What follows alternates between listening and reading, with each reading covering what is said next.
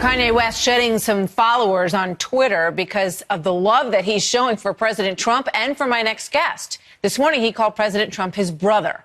You don't have to agree with Trump, he wrote, but the mob can't make me not love him. We are both dragon energy. He is my brother. I love everyone. I don't agree with everything anyone does. That's what makes us individuals. And we have the right to independent thought, to which President Trump replied, "Thank you, Kanye. Very cool." It seems Kanye is okay with two terms for the president, but he also tweeted a look into the future at his own run with this cryptic 2024. And it seems that it all started after the pushback Kanye got for writing, "I love the way Candace Owens thinks."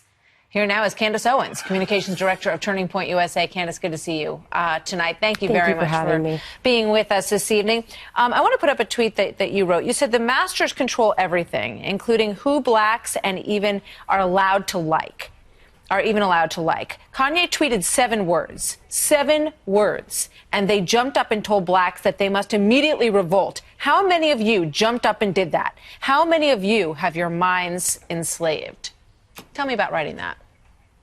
It's just the truth. It's what I've been preaching about long before Kanye wrote this 7-word tweet that broke the internet, is that at once they enslaved our bodies, the Democratic Party, but today they have enslaved our minds. They have told us who we must love, who we must hate, what we must think, what ideas are unacceptable. And in the long run, it just doesn't add up. Listen, I think differently. Kanye West thinks differently. I can guarantee you if he and I get in the same room, we will have a lot of disagreements. But the one thing that we will celebrate is our right to think differently. I don't understand what's so controversial for the left to understand this.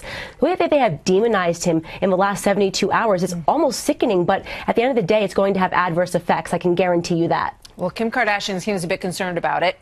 She tweeted to the media, trying to demonize my husband. Let me say this. Your commentary on Kanye being erratic and his tweets being disturbing is actually scary. So quick to label him as having mental health issues just by being himself.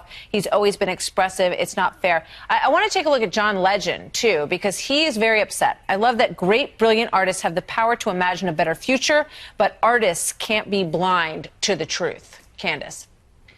Well, first of all, John Legend has me blocked on Twitter. He and his wife made some very vicious attacks against me before Kanye ever got involved. They said some nasty things to me because I support President Trump. That's the only reason. At the end of the day, I think that this is sort of foot in your mouth syndrome with John Legend and his wife, Chrissy Teigen. They've been disgusting. They have led the pack in hate against President Trump, in so much that President Trump blocked his wife because she basically said, if you don't agree with me, I have the right to bully you. These are the celebs that say that they preach love. They don't preach love. What Kanye West is preaching right now is love. And Kim Kardashian is going to stand beside her husband and the father of her children. And I'm proud, very proud to say that I stand with both of them.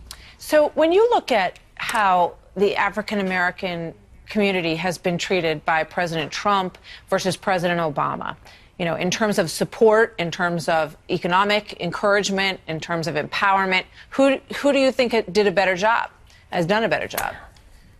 I think President Barack Obama did a better job at creating a facade. That's exactly what it was. It was a facade. It was a mirage, and we were all dying in a desert is what really happened, okay? He had tons of hip-hop artists. He had Jay-Z and Beyonce there all the time. But at the end of the day, what was going on in Chicago? Nothing got better in the black community. In fact, things got worse for the black community. He stepped out of the office, and the country had never been more divided. I never felt this way about blacks and whites when I was growing up in school. But I feel this way now because that's what Barack Obama effectively worked on. It was a way to enslave us to the Democratic Party. You know, do you think he wasted an opportunity, President Obama?